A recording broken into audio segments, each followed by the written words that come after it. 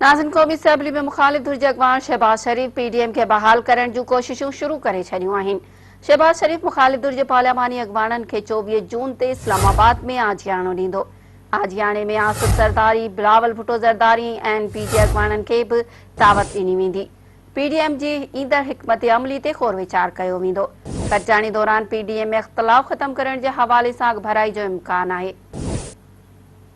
नाज़िन, अहम ख़बर एक दफ़ो ॿिए नवां खे अपडेट करे रहिया आहियूं त क़ौमी असैम्बली में मुखालिफ़ धुर जे अॻवान शहबाज शरीफ पीडीएम खे बहाल करण जूं कोशिशूं शुरू करे छॾियूं आहिनि।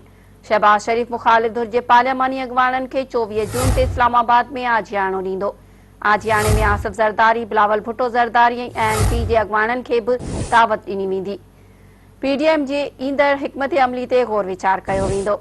गॾिजाणी दौरान पीडीएम में इख़्तिलाफ़ ख़त्म करण जे हवाले सां अॻभराई जो इम्कान आहे।